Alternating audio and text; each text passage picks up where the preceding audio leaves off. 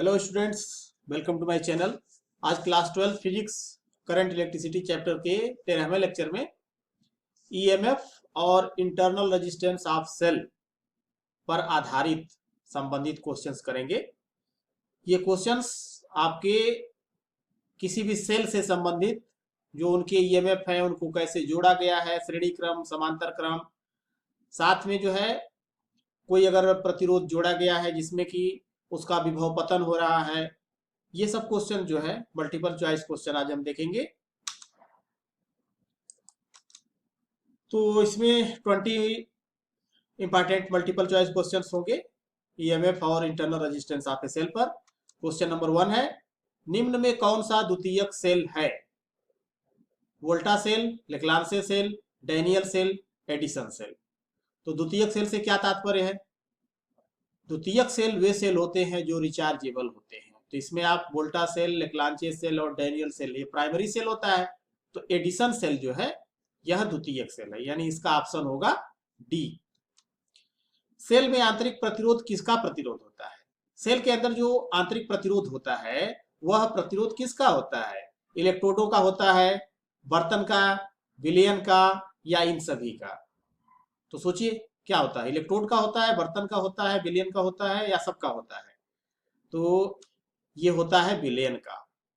विलयन जो है, विलयन में इलेक्ट्रॉन और आयन जो एक इलेक्ट्रोड से दूसरे इलेक्ट्रोड की तरफ मूव करते हैं, तो उनके मूवमेंट में जो बाधा उत्पन्न होती है उस बाधा को सेल का आंतरिक प्रतिरोध कहते हैं।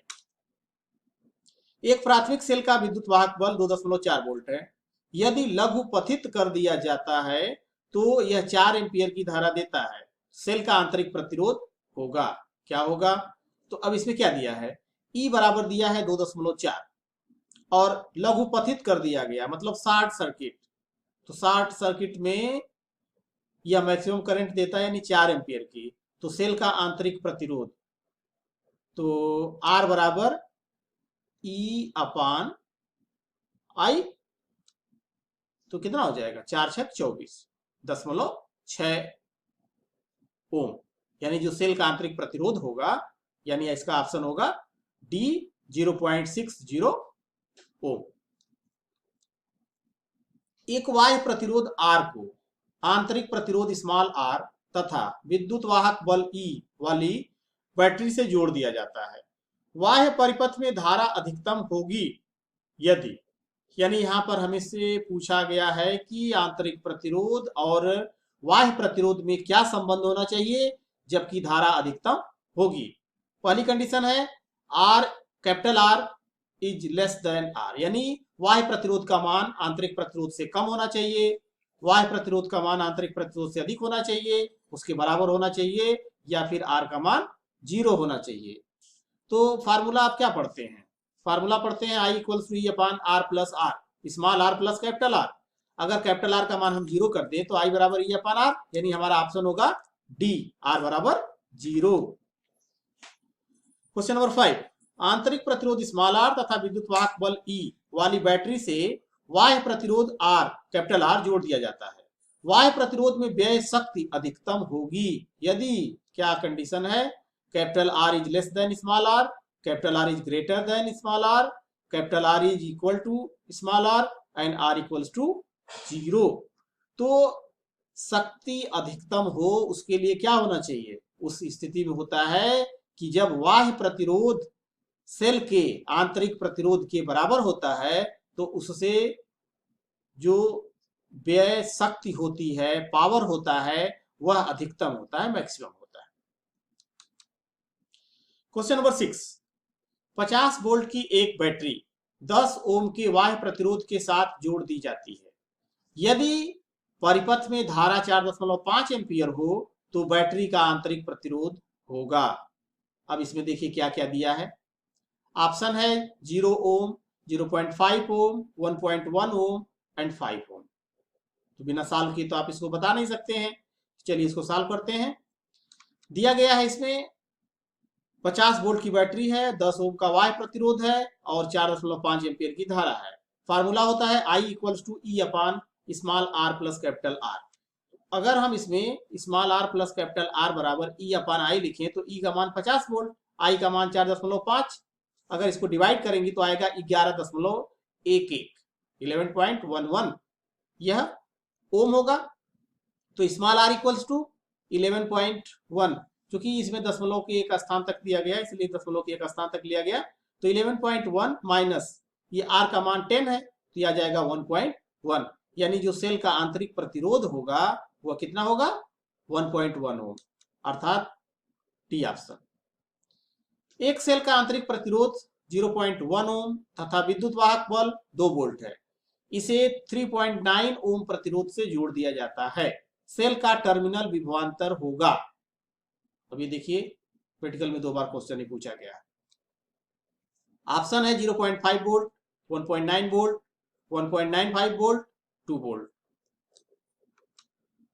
तो आई बराबर होता है ई अपान आर प्लस आर। तो आई इक्वल्स टू ई का मान 2 वोल्ट है, स्मॉल आर का मान 0.1 है और कैपिटल आर का मान 3.9। तो इस तरह से हो गया 2/4 और इसको डिवाइड कर देंगे तो 0.5 एम्पियर, अर्थात उस सेल से जो धारा जा रही है वह 0.5 एम्पियर की धारा जा रही है। अब आपके पास सूत्र है V बराबर E minus I R, V बराबर ई माइनस आई आर, जहां पे V जो है सेल का टर्मिनल विभवांतर होता है। E का मान है 2, I का मान 0.5 और स्मॉल r का मान है 0.1। तो 0.5 से इसमें मल्टीप्लाई करेंगे तो 0.05, 2 में से इसको घटा लेंगे तो 1.95 वोल्ट, यानी ऑप्शन होगा सी 1.95 वोल्ट। क्वेश्चन नंबर 8, एक बैटरी सेल जिसका विद्युत वाहक बल 5 वोल्ट तथा आंतरिक प्रतिरोध 2 ओम है, बाह्य प्रतिरोध से जुड़ी है। यदि परिपथ में धारा 0.4 एम्पियर हो तो बैटरी की टर्मिनल वोल्टता है, क्या होगी 5 वोल्ट, 5.8, 4.6 या 4.2। तो देखिए V बराबर ई माइनस आई आर, अगर इसमें हम E का मान रखें, ये 5 वोल्ट दिया गया है, धारा का मान 0.4 एम्पियर दिया गया है और वाह्य प्रतिरोध 2 ओम दिया गया है। तो 5 minus 0.4 into 2 that is 5 minus 0.8 और इसको घटा देंगे तो 4.2, यानी ऑप्शन होगा डी 4.2 वोल्ट। क्वेश्चन नंबर 9, एक सेल का विद्युत वाहक बल कैपिटल ई वोल्ट तथा आंतरिक प्रतिरोध स्मॉल आर ओम है। स्मॉल आर ओम के बाह्य प्रतिरोध से जोड़ा जाता है। सेल के दोनों टर्मिनलों के बीच विभवांतर होगा, क्या होगा E2E, E/2 या E/4। चलिए I बराबर होता है E upon R plus R.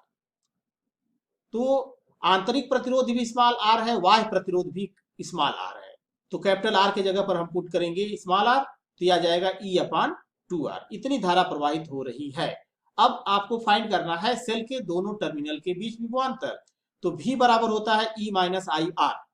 तो E माइनस आई की जगह पर E अपान 2R इंटू आंतरिक प्रतिरोध R, ये R से R कट जाएगा, E माइनस E/2 अर्थात E/2 बचा। तो इसका मतलब क्या हुआ, इसका मतलब हुआ कि जो हमारा ऑप्शन है वह होगा C E अपान 2 वोल्ट।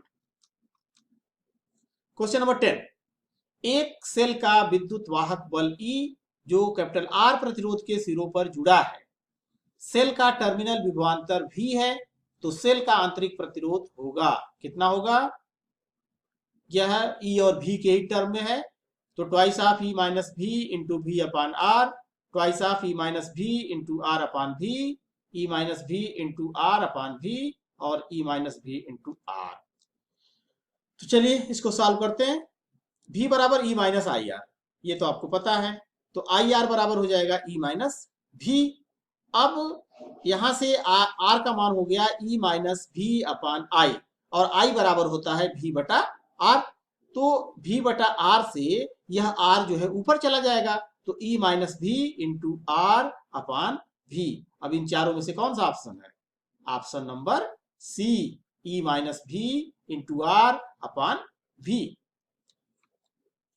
क्वेश्चन नंबर 11, यदि किसी सेल के खुले सिरों के बीच विभवांतर 2.2 वोल्ट हो तथा इसके सिरों के बीच 5 ओम प्रतिरोध जोड़ने पर सिरों के बीच विभवांतर 1.8 वोल्ट हो तो सेल का आंतरिक प्रतिरोध होगा कितना होगा?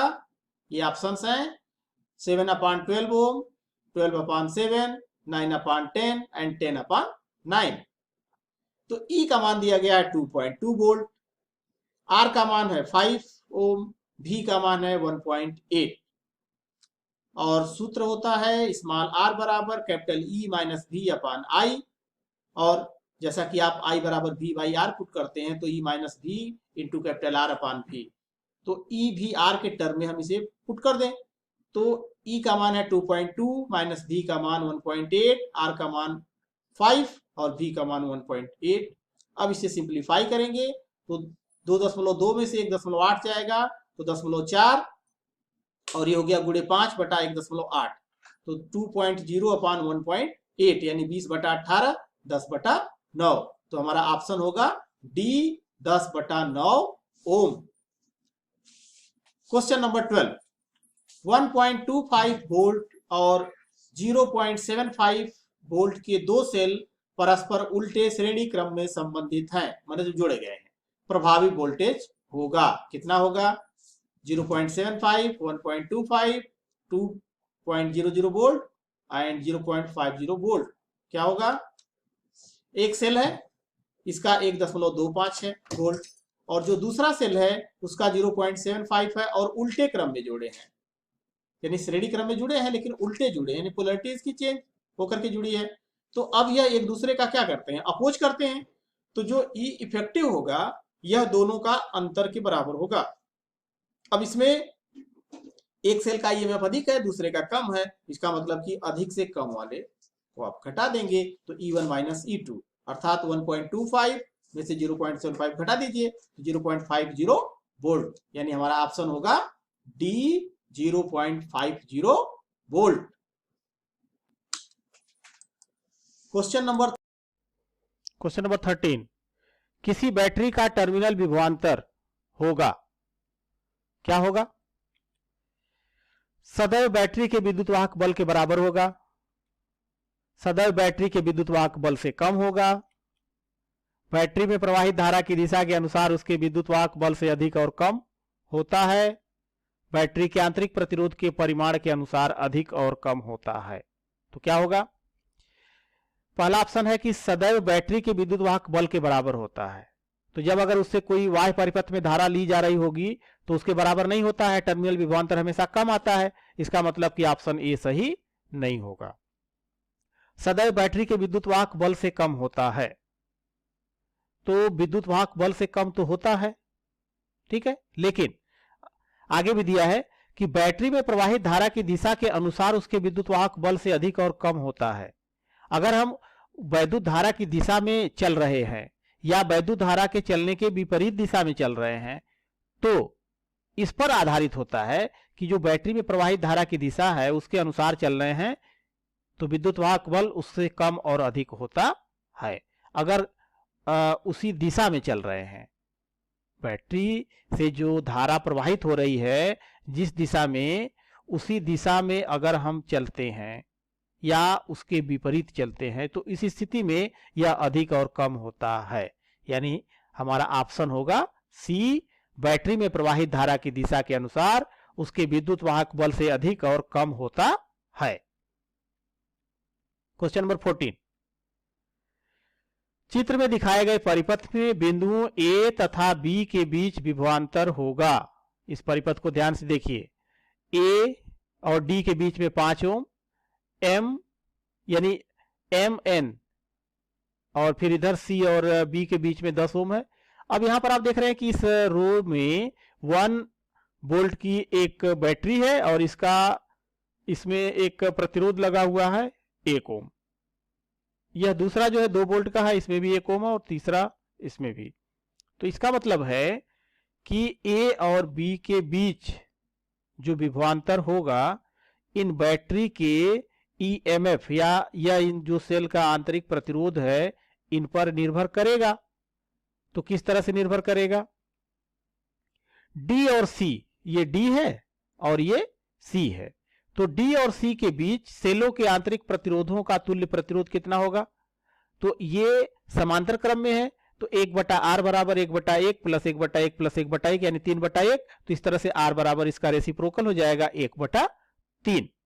अब आप देख रहे हैं कि D और C के बीच में 1/3 ओम है, A और D के बीच में 5 ओम है और फिर इधर भी 10 ओम है।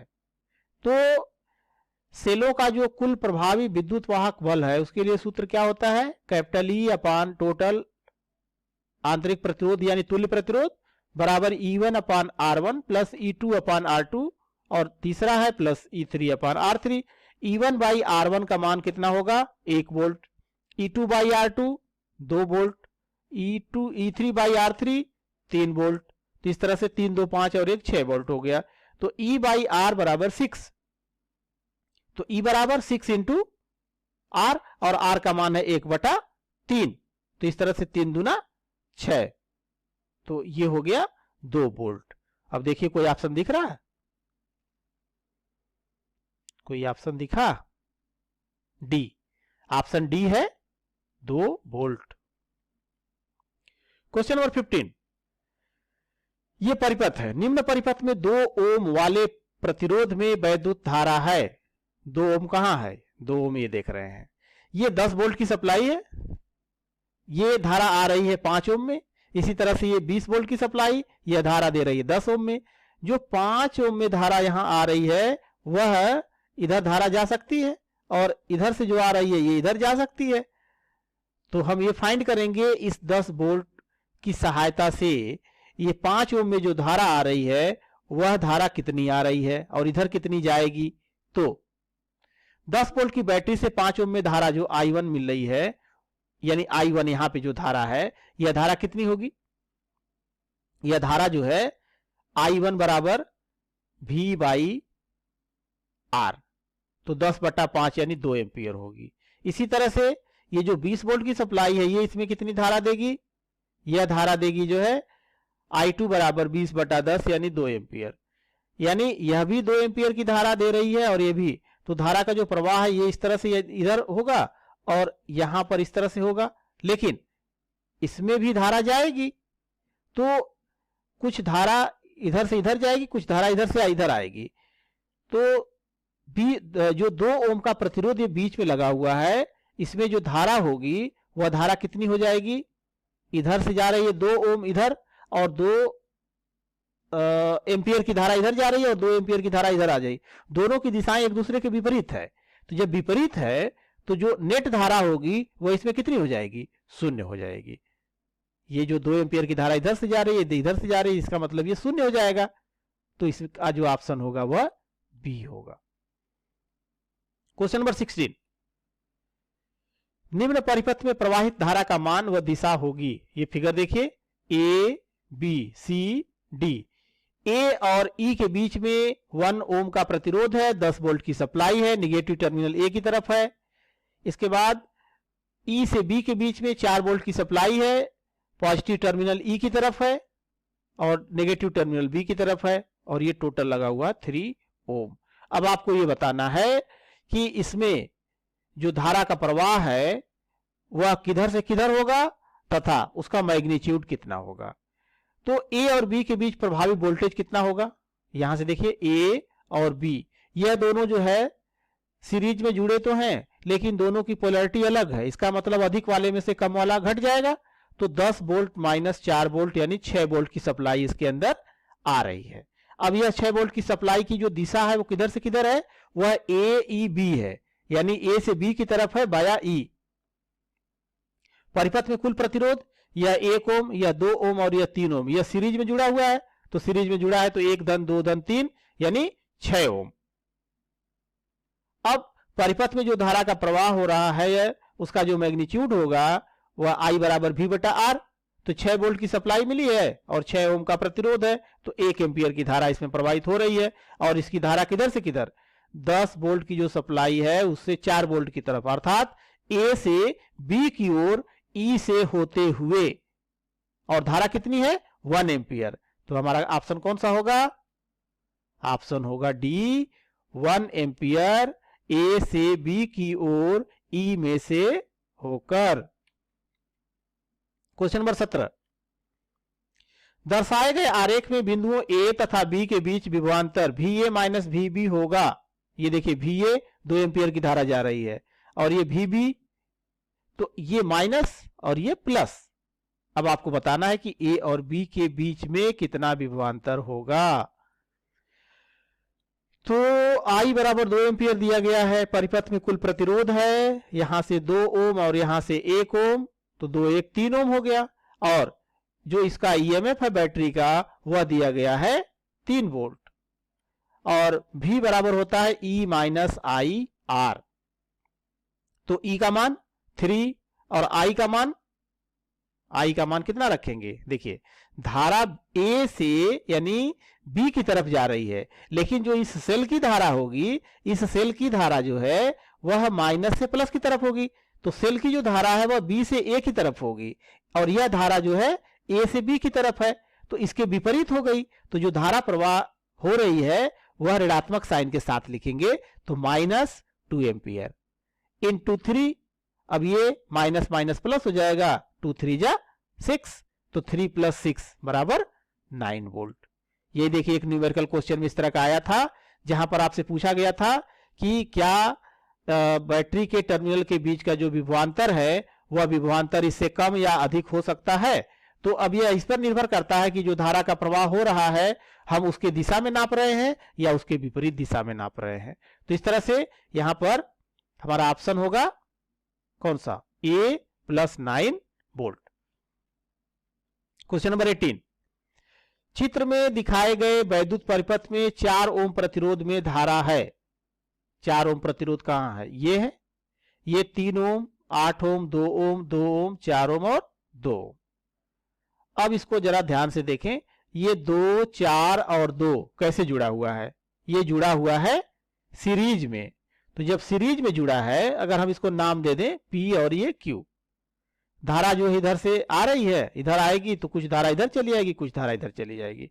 अब यहां पर ये 2 4 और 2 4 6 और 2 8, 8 ओम इधर भी हो गया और 8 ओम इधर भी हो गया। इसका मतलब यहां से जो भी धारा आएगी वह आधा आधा बंट जाएगी, आधा इधर आएगी और आधा इधर जाएगी।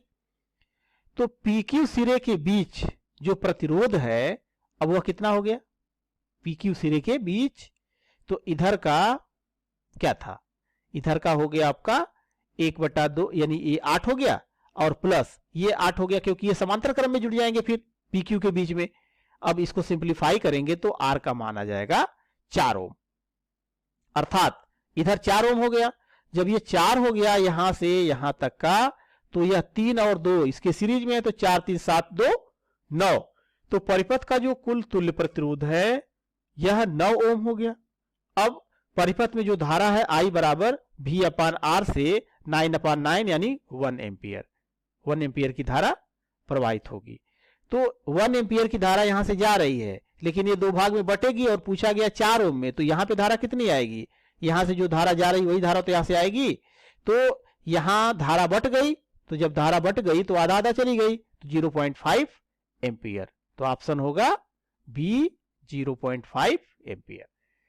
क्वेश्चन नंबर 19, श्रेणीबद्ध M सेलों वाली N पंक्तियां परस्पर समांतर क्रम में जुड़ी है। इससे 3 ओम के प्रतिरोध में अधिकतम धारा ली जा रही है। यदि प्रत्येक सेल का आंतरिक प्रतिरोध 0.5 ओम हो तो M N के बीच में क्या संबंध होगा, ये पूछा गया है। श्रेणीबद्ध M सेलों वाली, जो आप क्वेश्चन पढ़ते हैं थ्योरी में, ज्यादातर एक रो में M सेल को जोड़ते हैं और M पंक्तियां बनाते हैं। तो उस स्थिति में जब मिश्रित क्रम का केस आप सॉल्व करते हैं तो आपको एक फार्मूला मिलता है, आंतरिक प्रतिरोध स्मॉल r और कैपिटल R में संबंध सेलों के नंबर के हिसाब से। तो यहां पर हम ये मान लेते हैं कि एक पंक्ति में सेलों की संख्या M है और पंक्तियों की संख्या N है, और दिया गया इसमें R का मान 3 ओम, स्मॉल r का मान 0.5 और धारा अधिकतम है। धारा अधिकतम होने के लिए कंडीशन होती है कैपिटल R बराबर MR/M, MR/N। M क्या है? M जो है एक पंक्ति में सेलों की संख्या होती है, और N क्या है? कितनी पंक्तियां हैं। तो अगर हम यहां पर पुट कर दें तो 3 बराबर 0.5 इंटू M बटा एन, 0.5 को लेफ्ट भेज दीजिए तो 3 बटा 0.5 ये हटेगा तो ये 30 हो जाएगा, 30 बटा 5 यानी 6, तो m बटा n बराबर 6 हो गया, यानी अनुपात m और n का 6 आना चाहिए। अब देखिए ऑप्शन ए में क्या है, m 12 और ये n 2, तो 2 छक्का 12 हो जाएगा, ये यहाँ 3 8 बटा 3 होगा, ये 6 बटा 4 यानी 3 बटा 2 होगा, और यह 1 बटा 6 होगा। इसका मतलब हमारा ऑप्शन होगा ए, m बराबर 12 और n बराबर 2। क्वेश्चन नंबर 20, बिंदुओं ए तथा बी के बीच चित्रानुसार जुड़े वैद्युत परिपथ जाल का तुल्य प्रतिरोध होगा, क्या होगा? ये देखिए बीच में 2R है, R और R श्रेणी क्रम में जुड़ा है तो ये 2R हो गया, और इधर अगर हम इसको खींच दें तो आप ये देखेंगे कि यह व्हीटस्टोन ब्रिज की तरह से हो जाएगा, और इस व्हीटस्टोन ब्रिज में यह R, इधर का ये R और इधर का R बीच में हो गया 2R। तो इसमें आप देख रहे हैं कि यह एक संतुलित व्हीटस्टोन सेतु है जिसके विकर्ण में लगा 2R का जो ये प्रतिरोध है यह महत्वहीन है। इसका मतलब हो गया कि जो तुल्य प्रतिरोध होगा यह ऊपर का श्रेणी क्रम बटा नीचे का श्रेणी क्रम और दोनों का समांतर क्रम, तो ये मिल जाता है आपको तुल्य प्रतिरोध R plus R into R plus R upon R plus R plus R plus R, 2R into 2R बटा 4R, और यहाँ पर 2 2 जा 4, 4R से 4R कट गया, बच गया R, अर्थात हमारा जो ऑप्शन होगा यह ऑप्शन होगा डी,